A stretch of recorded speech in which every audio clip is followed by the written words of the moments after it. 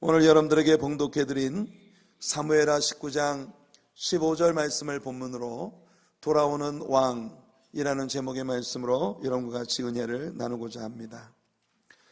요단 건너편 마하나임 땅으로 압살롬의 반란으로 인하여 피난을 갔던 다윗 왕이 압살롬의 죽음과 함께 다시 왕위에 복귀하기 위하여 예루살렘으로 돌아오려고 요단강 건너편에 나루턱에 서 있습니다. 그리고 그 맞은편 요단 이편 길갈 지역에는 유다 족속들이 모여들어 귀환하는 왕, 그들이 사랑했던 다윗 왕의 귀환을 맞이하기 위하여 모여 있었던 것입니다. 이것이 오늘 우리가 읽은 본문의 내용입니다.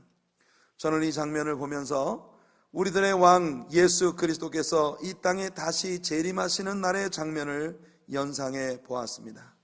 사실 다윗이 예수님과 견줄 만큼 그렇게 대단한 인물은 아니지만은, 그러나 우리가 성경을 지금까지 공부해 오면서 여러 가지 면에서 다윗은 예수 그리스도의 모형적인 그림자의 역할을 해왔다고 하는 것을 배운 바 있고, 또 이 다윗이 왕위에 복귀하는 이 광경은 많은 면에서 예수 그리스도가 이 땅의 왕의 왕, 주의 주로, 심판주로 오시기 위하여 재림하시는 그때의 광경을 우리들에게 보여주는 많은 양상, 비슷한 양상을 가지고 있다고 하는 것입니다. 그래서 오늘 아침에는 다윗의 왕위 복귀에 비추어서 우리의 왕 예수님의 재림에 대한 말씀으로 여러분과 함께 은혜를 나누고자 하는 것입니다. 다윗이 다시 왕위에 복귀할 때에 돌아오는 다윗 왕 앞에 여러 부류의 사람들이 나타났습니다. 우린 먼저 이 사람들이 시련을 받고 압살롬에게 쫓겨나서 그가 그토록 사랑했던 다윗성이라 일컬어지는, 그의 이름으로 일컬어지는 예루살렘을 떠나 요단강을 건너 마하나임이라고 하는 이방 땅까지 피난을 떠나던 그 슬픈 날에 이 사람들이 각자 다윗에게 어떻게 행했었는가 하는 것이 다시 돌아오는 왕 다윗을 맞이하는 그들의 모습에 대단한 영향을 미쳤다는 사실을 우리는 생각해야만 합니다. 왕의 귀환을 보는 명백히 다른 두 가지 시선이 있었던 것이에요. 다윗이 왕위에서 떠나 피난길에 올랐을 때 다윗에게 지극한 사랑과 충성심을 보였던 사람들은 왕의 귀환이 한없이 행복하고 기쁜 일이었을 것이고, 또 다윗이 그 왕좌를 내려놓고 이방 땅으로 떠날 때 이것으로 다윗은 끝장이다, 다윗은 어차피 다 끝났어, 다시 돌아오지 못할 거야, 그래서 다윗에게 온갖 모멸과 수치를 안겨주는 그런 최악의 일들을 행했던 사람들이라면 다윗의 귀환이 대단히 슬프고 두렵고 무서운 일이 아닐 수 없었을 것입니다. 먼저 우리가 성경 말씀에 보면 시므이라는 인물이 언급되고 있는 것을 봅니다. 이 사람은 왕의 귀환이 한없이 두려웠던 인물 중 하나입니다. 여러분 아마 시므이를 기억하시겠죠? 우리가 수요일 저녁 성경 여행을 통해 얼마 전에 이 시므이라는 자에 대하여 배운 바 있습니다. 여러분, 이 시므이는 다윗이 압살롬을 피하여 피난길에 올랐을 때 다윗을 향해서 지독한 모욕과 저주를 퍼부었던 그런 인물이죠. 사무엘하 16장 5절과 6절 말씀을 여러분들의 기억을 새롭게 하기 위해 읽어드리겠습니다. 다윗 왕이 바후림의 이름에 거기서 사울의 친족 한 사람이 나오니 게라의 아들이요 이름은 시므이라. 그가 나오면서 계속하여 저주하고 또 다윗과 다윗 왕의 모든 신하들을 향하여 돌을 던지니 그때의 모든 백성과 용사들은 다 왕의 좌우에 있었더라. 여러분, 우리가 세상을 살아가다 보면 항상 양지가 있는가 하면 그 반대편에 음지가 있다고 하는 것을 우리는 발견하곤 하죠. 어떤 일이 나에게는 큰 기쁨이 되는데 내가 그 일로 말미암아 크게 기뻐하고 즐거워하는 그 순간 음지에 있는 또 다른 편에 있는 사람에게는 나의 승리, 나의 영광, 나의 출세, 나의 성공, 이런 것이 반대로 심히 마음속에 좌절이 되고 실망이 되고 아픔이 되는 사이드도 있다고 하는 것을 우리는 꼭 기억을 해야 하는 것입니다.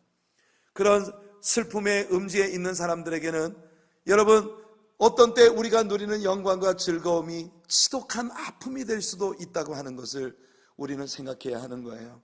여러분, 사울 왕이 죽었습니다. 그렇게 끔찍하게 다윗을 죽이겠다고 쫓아다니던 사울이 죽었다는 것은 다윗의 편에서는 굉장히 행복한 일이고, 이게 하나님께서 드디어 다윗의 때가 오게 만들어 주셨다는 것으로 볼 수 있으나, 사울 왕의 측근에 있었던 사람들에게는 이로써 우리가 모든 영광을 누리고 즐거움을 누리던 시대는 다 끝났구나 라고 생각할 수도 있었다는 것입니다. 우리는 다윗을 잘 압니다. 왜냐하면 성경 여행을 통해 우리는 다윗에 대해서 많은 것을 배웠습니다. 얼마나 그가 하나님의 마음에 합한 인물이었는지, 얼마나 많은 때 예수님의 심정을 우리에게 보여주는 그리스도의 모형으로서 너무 아름다운 사람이었었는지 우리는 배웠어요. 사실 다윗은 그렇게 지독하게 자신을 죽이려고 추적해오는, 마치 벼룩이를 사냥하는 자처럼 형편없이 다윗을 위기에 몰아넣고 그 유다 광야에서 끔찍한 고통을 겪게 했던 그런 사울을 죽일 수 있는 절호의 기회가 두 차례나 다윗에게 있었다고 하는 걸 우리는 보았습니다. 그럼에도 불구하고 하나님께서 기름 부으신 왕을 내 손으로 건드려서는 안 된다는 그런 믿음의 철학을 가지고, 그를 추종하는 사람들이 마음 답답해하고 그들을 추종하는 사람들이 한때 다윗에게 당신이 미련 떨다가 결국은 이런 일을 당했으니 다윗을 돌로 쳐서 죽이겠다는 이런 생각이 들게끔 만들기까지 했지만, 그러나 말입니다, 다윗은 사울 왕을 사랑했습니다. 사울이 전쟁터에서 죽는 그 순간까지도 다윗은 심히 슬퍼했고, 사울의 죽음에 관한 소식을 가지고 와 다윗에게 상을 받을 것이라고 기대했던 아말렉 소년을 다윗은 처형했습니다. 왜냐하면 네가 어찌 하나님이 기름 부으신 자를 네 손으로 죽일 수 있단 말이냐. 그것이 다윗이에요. 그러니까 우리는 분명히 다윗이라고 하는 사람이 얼마나 사울에게 은혜를 베풀었고, 그렇게 자기를 죽이려고 지독하게 쫓아오는 그런 과정 가운데에서도 사울에게 은총을 베풀었는지 우린 잘 알고 있습니다. 그러나 사울 사이드에 있었던 베냐민 지파, 같은 사울과 동일한 베냐민 지파 출신으로 사울의 친족 중 한 사람이었던 이 게라의 아들 시므이라고 하는 자는 반대로 사울이 죽고 다윗이 왕위에 오를 때 다윗에 대한 말할 수 없는 미움을 마음속에 품을 수도 있었다는 것입니다. 사실 그것은 오해죠. 사실 다윗이 사울을 죽인 게 아니라 사울의 죄악 가운데서 그는 하나님께 멸망을 받은 것입니다. 그런데도 다윗이 이렇게 압살롬의 반란으로 왕위를 내려놓고 쫓겨나는 그런 과정 가운데 이르게 될 때, 이 시므이는 다윗을 쫓아가면서 다윗을 지독하게 저주한 것입니다. 네가 네 주인 사울을 그렇게 처참하게 죽게 만들더니 이제 하나님께서 너에게 원수를 갚으셔서 다시 사울의 집안을 일으켜 주시려 하시는 것이라고. 그러니까 이 시므이는 같은 베냐민 지파 사람으로서 자신이 마음속에 가지고 있었던 그 소원을 그렇게 피력하고 있는 것이죠. 시므이의 모욕과 저주가 다윗에게 쏟아질 때 다윗 옆에 있었던 요압 장군이 분노해서 미칠 것 같았습니다. 그래서 이 스루야의 아들 요압과 아비새 이 장군들이 다윗에게 와가지고 화를 내며 왕이여 명령만 내리십시오. 내가 가서 당장 저 개만도 못한 놈들을 죽이겠습니다. 그때 다윗이 요압과 아비새에게 말합니다. 스루야의 아들들아, 이 일에 너희들은 상관이 없다. 지금 저 시므이가 나를 저주하는 게 아니라 하나님께서 시므이를 시켜서 나를 저주하라 하신 것이다. 이 모든 일을 주관하시는 분은 하나님이시니 내가 어찌 하나님께서 나에게 주시는 고난과 시련을 막을 수 있겠느냐. 그러면 요압과 아비새를 만류하는 그런 다윗의 모습을 우리는 보았던 것입니다. 이때 시므이의 다윗을 향한 저주는 끝나지 않았습니다. 13절을 보시게 되면 다윗과 그의 추종자들이 길을 갈 때 시므이는 산비탈로 따라가면서 저주하고 그를 향하여 돌을 던지며 먼지를 날리더라. 우리가 시편 22편을 읽어볼 때 시편 22편에 보면 자기를 향해 티끌을 날리고 고개를 흔들며 침뱉으며 모욕하고 저주하는 많은 사람들 사이에서 다윗이 고통받는 그 장면을 묘사한 시편을 봅니다. 당연히 시편 22편은 우리가 이미 배워온 대로 메사야닉 삶, 메시아 시편 중에 하나로서 십자가에 못 박혀 죽으시는 예수 그리스도의 그림을 아주 정확하게 우리들에게 보여주는 예언시입니다. 나의 하나님이여 나의 하나님이여 어찌하여 나를 버리셨나이까. 이 구절로 시작되어진 시편 22편은 다윗이 자신의 일생 가운데 받았던 많은 시련들 속에서 이 땅에 메시아로 오셔서 십자가에 피 흘려 죽으실 예수 그리스도의 고난의 모습을 이해하고 그 메시아에 대한 예언을 담고 있는 그런 시편이었던 것이에요. 하도 다윗이 그 인생 가운데 산중과 암열에 유리하며 고통받아야 했던 고난의 시간을 많이 보냈기 때문에 어떤 환경을 배경으로 이 시를 썼는지는 우리가 정확히 알 길이 없지만 분명히 시편 22편 안에는 시므이의 다윗을 향한 이 말할 수 없는 돌을 던지고 티끌을 날리며 고개를 흔들며 저주를 퍼붓는 이 일을 통해 다윗이 받았던 상처가 고스란히 담겨 있는 것을 우리는 배우게 됩니다. 시므이는 바로 이런 사람이었습니다.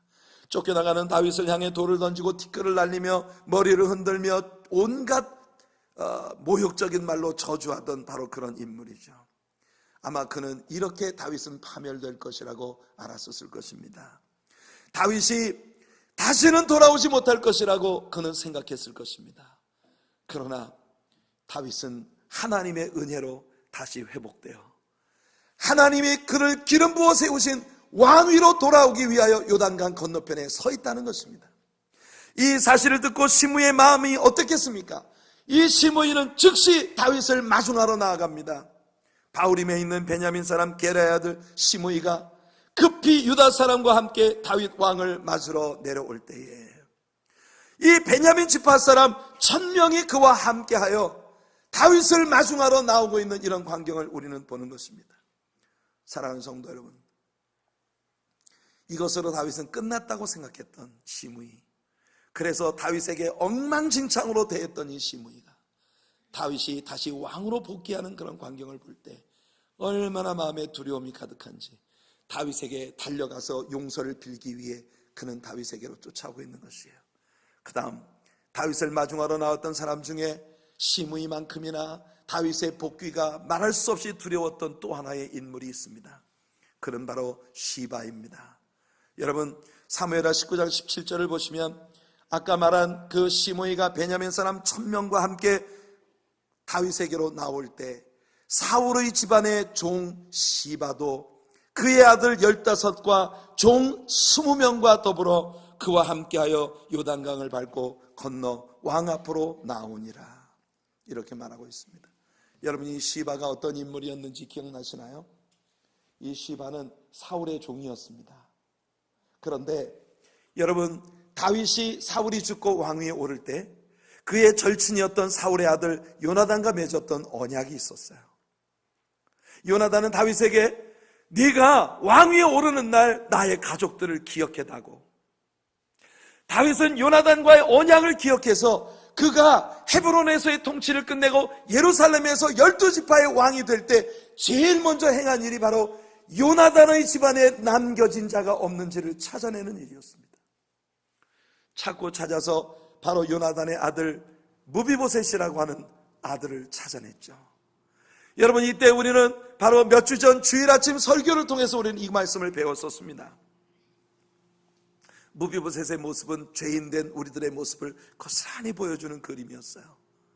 여러분 유모가 사울과 요나단이 죽었다는 소식을 듣자 이제 다윗이 분명히 사울 집안의 사람들을 찾아내어 그들에게 보복을 할 것이라는 두려움에 빠져서, 오해였습니다. 두려움에 빠져서 다윗은 사실 요나단의 식구들을 찾고 있었는데 말입니다. 은혜를 베풀어 주기 위해 찾고 있었는데 이 다윗을 피해서 도망을 치다가 그만 이 무비보셋을 떨어뜨리는 바람에 두 다리가 다 부러져서 그야말로 자기 스스로의 힘으로는 한 발짝도 옮길 수 없는 그런 사람이 되어버리고 만 것이에요. 이때 우리는 fall, 떨어졌다는 말이 타락이라고 하는 의미를 내포하고 있는 단어라는 걸 배웠어요. 하나님은 우리에게 사랑 베풀기를 원하여 그 아들 예수 그리스도까지 아낌없이 내어주셨는데 죄인들은 하나님을 피하여 도망치다가 자기 마음대로 살다가 타락해서 두 다리가 다 부러져 자기 스스로는 구원을 향하여 한 발짝도 옮길 수 없는 형편에 당도하게 된 모습을 무비보셋이 보여주었다는 것입니다.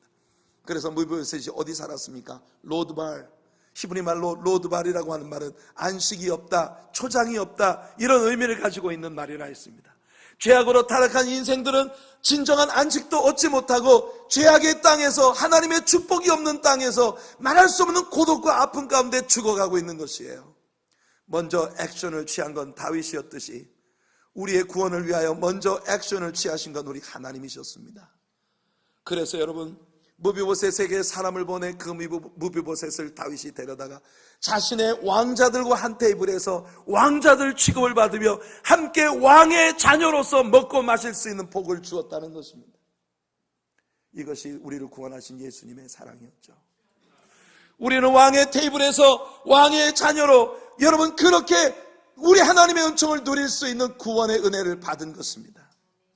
바로 이 일을 행할 때 말입니다, 다윗은 사울 왕의 종이었던 시바를, 너는 이제부터 내 주인 사울을 섬겼던 것 같이 무비보셋을 너의 주인으로 섬겨라. 그래서 이 시바를 무비보셋에게 주었던 것입니다. 그래서 무비보셋의 종이 되었던 것이죠. 그런데 여러분, 2주 전쯤 우리가 성경 여행을 통해 배웠었습니다. 압살롬이 반란을 일으켜 다윗이 그 아들 압살롬의 목숨을 살리기 위하여 황급히 예루살렘을 떠나 마하나임으로 갈 때 시바가 다윗에게로 달려와서 이 기회를 이용해서 다윗에게 무비보셋을 모함을 했습니다. 왕이여, 무비보셋이 당신이 그에게 그렇도록 은혜를 베풀어 주었으나 그가 변심하여 당신이 왕위에서 쫓겨난 것을 알고 사울 집안을 다시 일으켜서 왕을 모반하려고 계획하고 있습니다. 그래서 내가 왕에게로 달려왔습니다.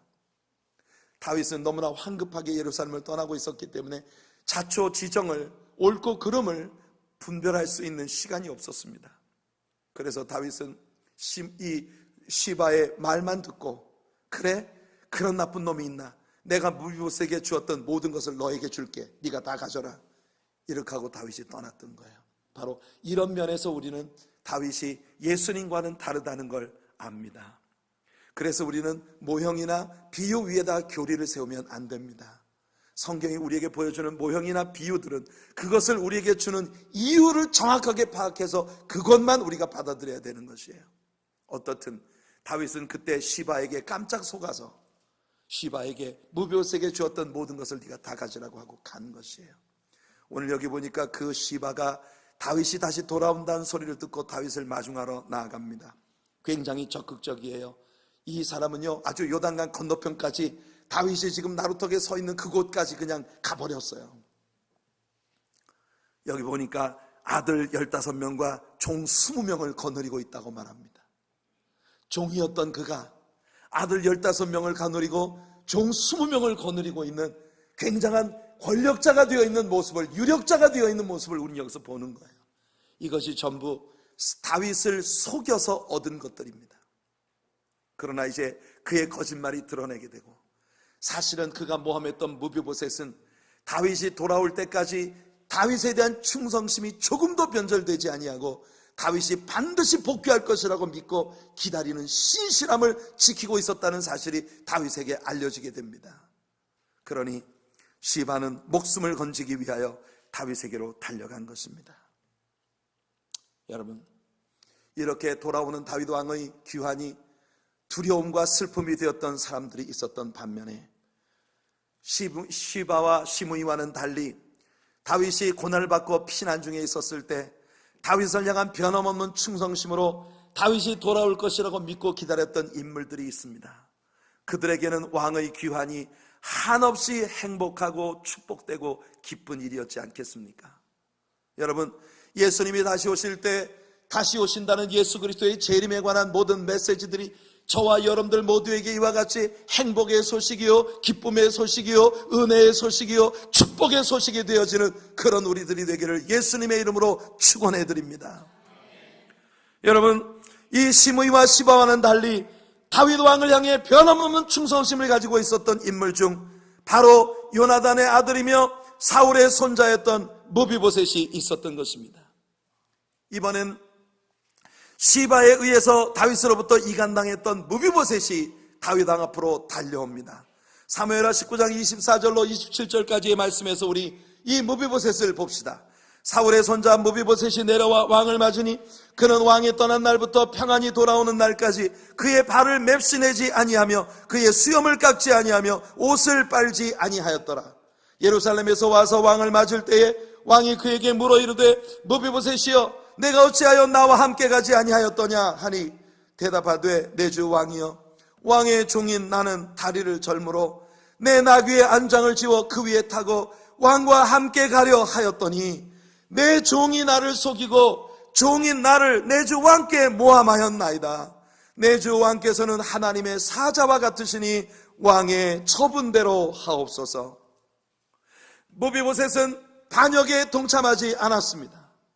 그는 예루살렘의 왕궁에 있었으나 예루살렘의 왕궁에 남겨진 자들을 처참하게 죽이고 그렇게 하던 압살롬의 위협에도 불구하고 그는 왕이 떠난 날부터 돌아오는 날까지 애통해하면서 자신을 맵시내거나 스스로를 즐겁게 하는 모든 일들을 삼가고 왕이 돌아오기를 기다리고 있었던 것이에요.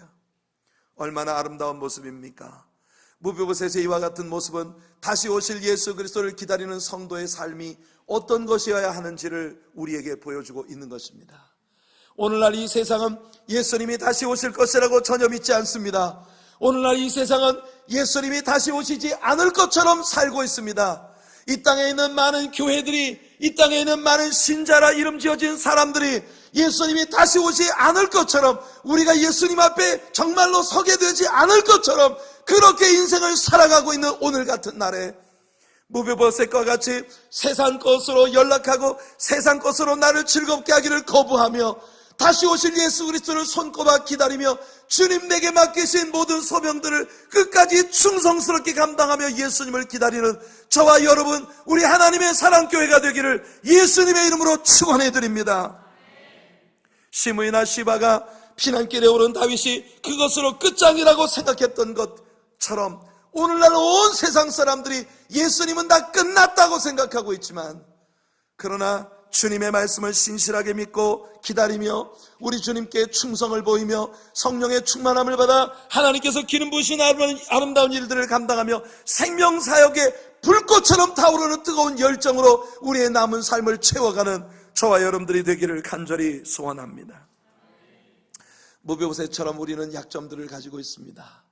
무비보셋이 두 다리를 모두 부러뜨려서 스스로 힘으로 아무것도 할 수 없었던 것처럼 얼마나 많은 때 마음에는 원이로 돼 육신이 한없이 연약한 우리 자신을 보는지, 우리 자신의 마음속에는 주님 뜻대로 살고 싶은 간절한 소원이 있으나 세상 환경에 이리 휩쓸리고 저리 넘어지면서 얼마나 많은 때 좌절하고 낙심하고 형편없는 실망 가운데 빠져 주님이 내게 맡기신 소중한 일들을 소홀히 하고 있는 우리 자신을 보게 되는지, 뿐만 아니라 세상을 믿음으로 살아가다 보면 여러분, 나는 정말 하나님 앞에서 올바르고 의롭게 살아가려고 몸부림을 치는데 사람들에게 입혀진 이런저런 오해들과 여러 가지 사람들의 어떤 그 편협한 생각들 때문에 사람들로부터 억울한 소리 듣고 모함받고 그 말할 수 없는 고독 가운데 빠져 몸부림치는 일들이 한둘이 아닌 것입니다.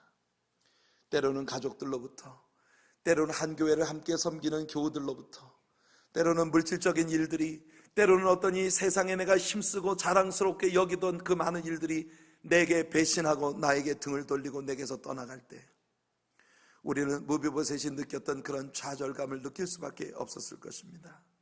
성도 여러분, 울고 계십니까?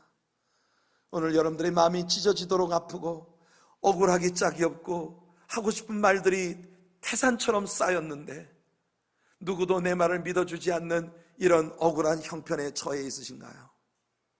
여러분, 이런 모든 날들 무비보셋이 그랬던 것처럼 우리 예수님께서 모든 것을 처분해 주실 것을 믿고, 예수님께서 내 마음을 알아주시고 예수님께서 왕의 권세로 모든 일을 다스려 주실 것을 믿고 우리 주님 앞에서 신실함을 끝까지 버리지 아니하며 주님을 기다리는 저와 여러분들이 되기를 간절히 원합니다.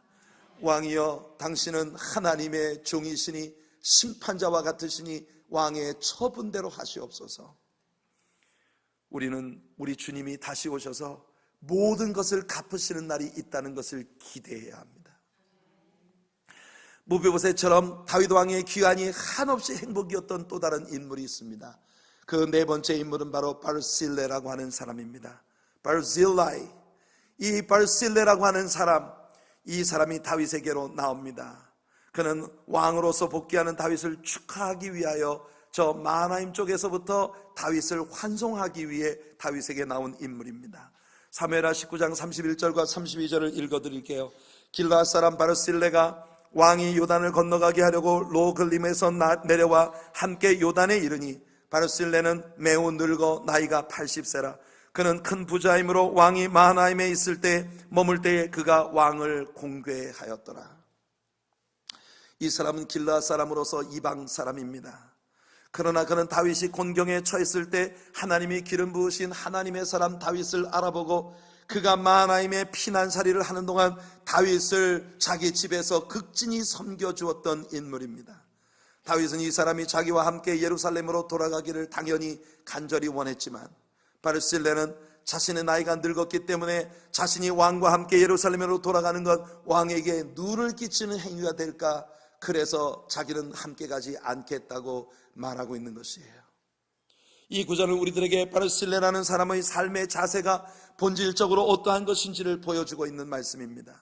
그는 80세의 노인이었고 눈으로 보는 어떤 아름다운 것에도 흥미를 느끼지 못하고 있습니다. 무슨 아름다운 여인들의 춤추는 모습이나 왕의 측근으로서 어떤 세상에서 세도를 누리고 권력을 누리는 그 어떤 일에도 그는 관심이 없었습니다.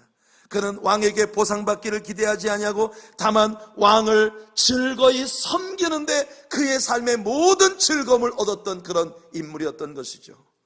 우리들도 신자로서 주님을 섬기는 일 이외에 이 세상의 다른 어떤 것에도 관심이 없는 그런 믿음의 사람들로 설 수 있게 되기를 간절히 원합니다.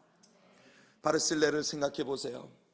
여러분, 오늘 우리는 근대 한국 정치사에서 이 바르실레와 같은 그런 인물들이 있었다면 얼마나 좋았을까 하는 생각을 갖게 되는 많은 일들을 봅니다. 한 사람이 대통령이 되기까지 그의 측근에서 대통령 선거 캠페인을 지배하고 장악하고 주장했었던 인물들이 있습니다. 그 사람을 대통령으로 만드는 소위 킹메이커들이 있었던 것이죠. 그들은 자기들이 지원하던 사람이 대통령 자리에 오르게 되면 당연히 내가 대통령을 대통령 만든 사람이니까 이제는 대통령의 측근에서 세도를 누리게 될 것이라는 기대를 갖게 되고, 그리고 대통령에게 그런 의미에서 접근을 하게 되면 대통령은 그들에게 은혜를 입었기 때문에 어쩔 수 없이 그들에게 많은 배려를 해야 하고, 그렇게 하다 보면 오늘 같은 사단이 나는 것이죠. 여러분, 소위 바르실레는 그야말로 오늘 이 시대의 킹메이커 중에 하나입니다. 다윗이 왕위로 복귀하기까지 그 왕을 위해 충성을 다하며 봉사했던 인물이에요. 그가 원하기만 한다면 그는 다윗과 함께 예루살렘에 돌아가 세도를 누릴 수 있었을 것이에요. 그러나 바르실레는 분명히 말했습니다. 왕이여, 내가 왕과 함께 가면 분명히 왕에게 누를 끼칠 것입니다. 오늘 정치를 하는 사람들이 이런 원리를 이해할 수 있다면 얼마나 좋을까 생각해 봅니다. 사랑하는 성도 여러분, 바르실레를 통해 오늘날 주님을 섬기는 법을 배울 수 있는 저와 여러분들이 되기를 바랍니다. 이 땅에서 어떤 보상받기를 기대하지 아니하고, 이 땅에서 사람들이 나를 알아줄 거라고 기대하지 아니하고, 다만 우리 주님이 모든 것을 아시리라, 오직 우리 주님을 위해, 주님의 나라를 위해, 주님의 교회를 위해 섬기는 삶에 내 최고의 즐거움을 가질 수 있는 사람, 그런 것이 바로 바르실레 같은 그런 인물이라는 것입니다. 다윗은 바르실레에게 상을 주기를 원했습니다. 그러나 바르실레는 그것을 거절했습니다. 그래서 어떻게 되었나요? 나중에 보면 말입니다. 바르실레에 대한 다윗의 아름다운 사랑의 보답이 이렇게 이루어졌습니다.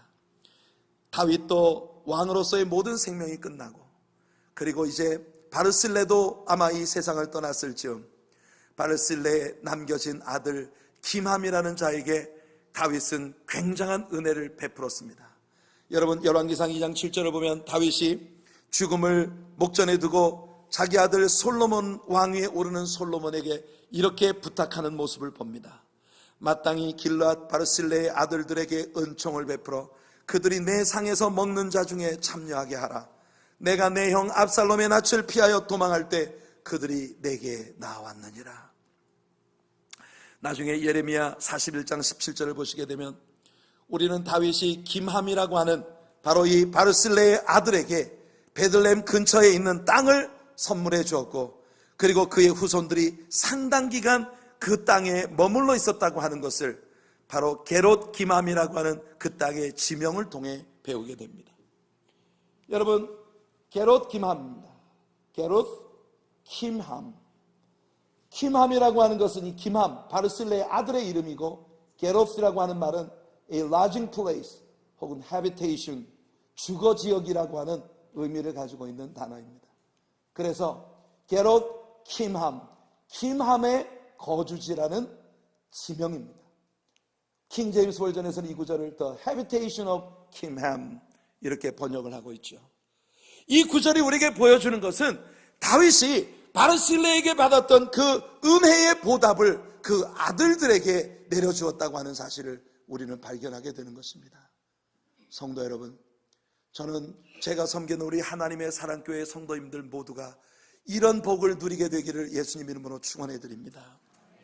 바르실레처럼 여러분, 이 세상에서 우리가 보상받기를 기대하지 아니하고 사람들이 알아준다 안 알아준다, 사람들이 나에게 뭐라 한다, 이런 어떤 환경 조건들에도 불구하고 다만 내가 예수님의 종이라는 그 입장에서 주님이 나를 알고 계시다고 하는 그 주님을 향한 쏟아지는 사랑 때문에 주님을 섬기는 저와 여러분들이 되기를 예수님 이름으로 축원해 드립니다.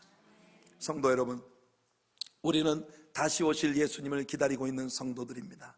예수님이 이 땅에 다시 오시는 날은 다윗이 왕위에 복귀하는 날과 유사할 것입니다. 그때 우리는 어떤 모습으로 예수님 앞에 설 수 있을까요?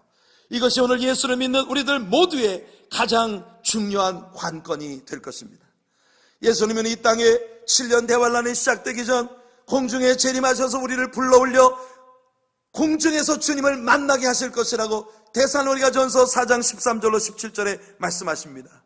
우리가 살아가고 있는 이 세상에는 바로 예수님이 다시 오신다는 그 약속이 곧 이루어질 것이라고 하는 수많은 증거들이, 성경적인 증거들이 이루어지고 있는 그런 시대를 우리가 살아가고 있는 것입니다. 우리가 공중에 올라가 7년 동안 주님과 함께 할 때 이 땅에서는 대환란이 벌어질 것이고, 7년 대환란의 끝에 요한계시록 19장 11절로 16절, 유다서 14절과 15절이 말하는 것처럼 주께서 공중에 올라갔던 수많은 성도들과 함께 이 땅에 내려오셔서 왕의 왕 주의 주로서 열국을 통치하시는 왕국시대가 전개되게 될 것입니다. 분명한 것은 예수님께서 처음 이 땅에 오셨을 때에는 말할 수 없는 핍박과 고통과 모욕과 십자가의 희생을 위하여 오셨지만, 예수님이 다시 오실 때는 시편 45편이 말하는 것처럼 칼을 허리에 차고 만유의 심판주로 이 땅에 오신다는 것입니다. 할렐루야! 요한계시록은 마치 다윗이 다시 왕위에 복귀할 때 예수님이 이 땅에 그때의 모습처럼 예수님이 이 땅에 다시 오실 때에도 이 땅에 많은 사람들에게 큰 탄식이 있을 것을 선포합니다. 요한계시록 1장 5절로 7절입니다. 또 충성된 증인으로 죽은 자들 가운데 먼저 나시고 땅의 임금들의 머리가 되신 예수 그리스도로 말미암아 은혜와 평강이 너에게 있기를 원하노라. 우리를 사랑하사 그의 피로 우리 죄에서 우리를 해방하시고 그의 아버지 하나님을 위하여 우리를 나라와 제사장으로 삼으신 그에게 영광과 능력이 세세토록 있기를 원하노라. 아멘. 볼지어다 그가 구름을 타고 오시리라. 각 사람의 눈이 그를 볼겠고 그를 찌른 자들도 볼 것이요 땅의 모든 족속이 그로 말미암아 애곡하리니 그러하리라. 아멘. 예수님이 재림하시고 예수님을 모든 사람들이 볼 것이고 그 가운데 많은 사람들이 예수님이 다시 복귀하시는 그것이 말할 수 없는 절망과 슬픔과 심판에 대한 두려움이 될 것임을 성경은 우리에게 말씀하고 있는 것입니다. 마태복음 16장 1절로 4절에서 예수님은 시대의 표적을 잊지 못하는 당대 종교 지도자들의 어두운 안목에 대하여 신랄하게 꾸짖으십니다. 바리새인과 사두개인들이 와서 예수를 시험하여 하늘로부터 오는 표적 구하기를 보이기를 청하니 예수께서 대답하여 이르시되 너희가 저녁에 하늘이 붉으면 날이 좋겠다 하고 아침에 하늘이 붉고 흐리면 오늘은 날이 굳겠다 하나니 너희가 날씨는 분별할 줄 알면서 시대의 표적은 분별할 수 없느냐. 악하고 음란한 세대가 표적을 구하나 요나의 표적밖에는 보여줄 표적이 없느니라 하시고 그들을 떠나가시니라. 성도 여러분, 오늘날에도 많은 신앙 지도자들과 또한 많은 교회 속에 있는 성도들이 예수님 당시의 바리새인들이나 종교 지도자들처럼 하나님의 예언적 프로그램에 눈이 어둡습니다. 어두운 안목으로 인하여 오늘날 많은 교회와 성도들이 잠자고 있는 것이에요. 많은 사람들이 바로 하나님의 다음 스케줄이 되어질 예수님의 재림에 관하여 명확한 증거가 없다고 믿음이 흔들리고 있는 모습을 봅니다. 그러나 오늘 우리가 이 세상에서 바라보고 있는 것들이 뭔가요? 온 세계에는 예수님의 공중재림이 있기 직전에 있을 것이라고 예언된 모든 일들이 이루어지고 있는 것입니다. 그 중에 가장 눈에 띄는 것은 하나의 강력한 세계 정부를 향해 치닫고 있는 소위 빅브라더들의 움직임입니다. 프리메이슨이나 또는 일루미나티로 그렇게 알려지고 있는 온 세계를 정치, 경제, 사회, 문화, 심지어 예술 분야, 연예 분야까지 완전히 장악하여 이 세상을 통제 아래 넣으려고 하는 그런 보이지 않는 손들이 지금은 더 이상 비밀이 아닌 공공연한 비밀로 활동하고 있는 모습들을 우리는 이 세상에서 봅니다. 눈부신 과학의 발달로 인한 첨단 무기의 생산, 컴퓨터 산업의 발달로 인한 세계 통제 기반 구축. 여러분, 오늘날 GPS를 사용하지 않는 사람이 누가 있습니까? 그러나 거꾸로 그 GPS를 여러분 통제하는 이 셀라이트이 적그리스도의 손에 들어가게 되는 날, 이 지구상에 있는 어느 누구도 적그리스도의 통제 아래 피하여 도망할 수가 없다는 것입니다. 여러분들이 컴퓨터에서 무엇을 사용하는지, 컴퓨터 웹사이트에서 어떤 웹사이트를 검색하고 어떤 데 관심을 갖고 있는지 여러분들 컴퓨터는 다 알고 있습니다. 그 컴퓨터를 통제하고 있는 것이 얼마나 여러분들 우리가 정신을 차려야 합니다. 여러분들이 어느 날 컴퓨터에서 시계 광고를 한번 보세요. 그럼요, 바로 그 다음날 여러분들의 페이스북에 시계 광고, 바로 여러분들이 전날 인터넷에서 보았던 그 광고가 배너로 떠 있는 모습을 보실 거예요.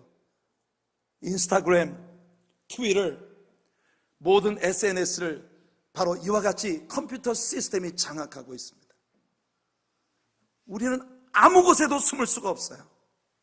성경의 이 시대에 벌어지게 될 일들에 대한 경고는 대단히 구체적입니다. 태양의 고열로 인한 지구의 소멸, 모든 땅 위에 일어날 극심한 기근, 3년 반 동안 빗방울 하나 떨어지지 않는 만할 수 없는 가뭄, 바다의 극심한 오염으로 인한 생물들의 멸종, 끊임없이 일어나는 새로운 전염병과 신종 박테리아, 변형되어진 신종 바이러스들의 출현, 독충으로 인한 막대한 피해, 이런 것들이 성경이 우리들에게 주는 경고이며, 이 일들은요, 만화가 아닙니다. 영화가 아닙니다. 지금 매일 여러분들이 펼치는 신문에 날마다 드러나고 있는 일들인 것이에요. 성도 여러분, 요즘 들어 사람들의 관심으로부터 조금 멀어지는 듯하지만 여전히 에이즈는 아직도 인간이 극복하지 못한 지구상의 가장 심각한 문제로 확대되어 가고 있습니다.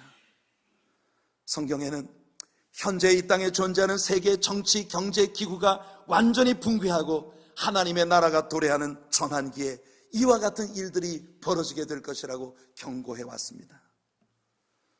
그러나 여러분, 이런 이야기에 여러분들이 두려워하실 필요는 없습니다. 여러분이 진정으로 예수 그리스도를 구주로 영접하고 하나님의 자녀로 믿음의 삶을 살고 계시다면 하나님께서는 이 모든 일들이 일어나기 전 여러분들을 그곳으로부터 피하게 하실 것이기 때문입니다. 노아에게 120년이라는 세월에 걸쳐 방주를 만들며 친구들과 가까운 사람들에게 하나님의 계획을 계속 알리도록 명령하셨습니다.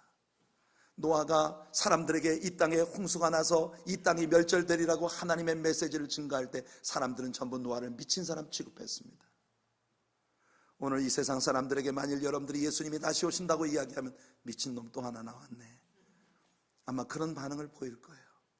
여러분들의 절친들, 늘 여러분과 골프를 함께하고 늘 여러분들과 담소를 함께하고 시시때때로 만나 모든 즐거움을 함께하는 여러분의 친구들에게 다가가 여러분들이 친구야, 예수 믿어야 해, 구원의 길은 그 길밖에 없어, 이제 곧 하나님의 심판이 떨어질 것이야, 어서 예수를 믿고 그 멸망을 피하고 인자 앞에 서야 해, 여러분들이 복음을 가지고 그들에게 접근하면 그 친구들과의 관계가 끊어질지도 모릅니다. 그러나 여러분, 오늘 이 시대를 살아가는 우리들이 감당해야 할 사명은 바로 그것인 것이에요. 다윗이 왕위로 복귀하는 것처럼 예수님은 다시 오십니다. 할렐루야. 왕의 왕 주의 주로서 이 땅의 아마겟돈 전쟁을 종식시키시고 예루살렘의 보좌 위에 여러분 온 열방을 통치하실 왕으로 다시 오실 예수 그리스도, 그 주님의 재림이 심히 임박한 이때 성도 여러분, 우리들 모두는 다시 오실 예수 그리스도를 믿음으로 기다리며 그분을 맞이할 준비를 하는 믿음의 사람들로 살아야만 하는 것입니다.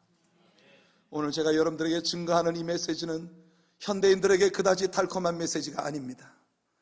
그럼에도 불구하고 하나님의 말씀이 오늘 우리들에게 이 부분에 대한 경각심을 갖기를 원하시기 때문에 저는 주님의 마음을 여과 없이 여러분들에게 전하기를 원합니다.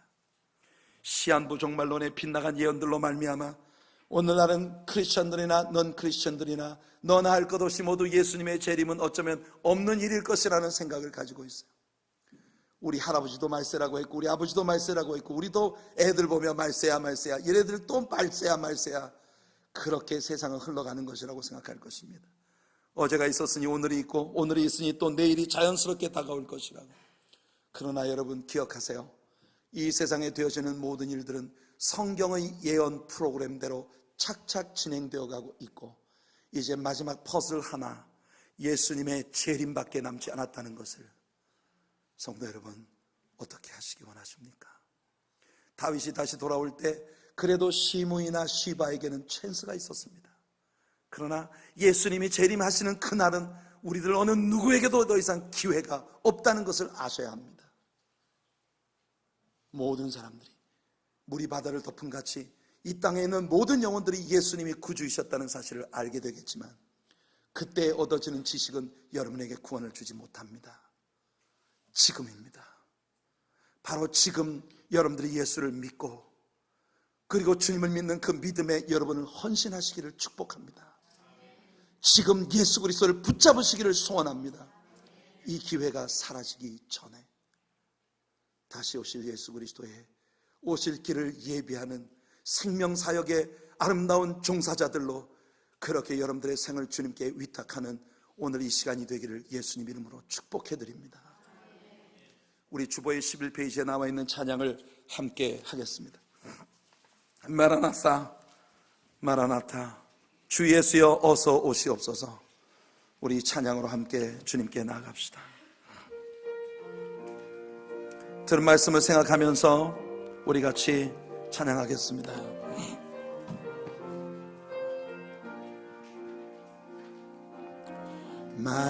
마라나타 주 예수여 어서 오시옵소서. 땅의 모든 끝 모든 족속 주를 찬송하게 하소서. 마라나타 주 예수여 어서 오시옵소서. 모든 열방이 주께 돌아와 춤추며 경배하게 하소서. 우리 주님 다시 오실 길을 만들자. 십자가를 들고 땅끝까지 우린 가리라. 우리 주님 하늘 영광 온 땅 덮을 때 우린 땅끝에서 주를 맞으리. 마라나타 마라나타 아멘. 주 예수여 오시옵소서. 마라나타 마라나타 아멘. 주 예수여 오시옵소서.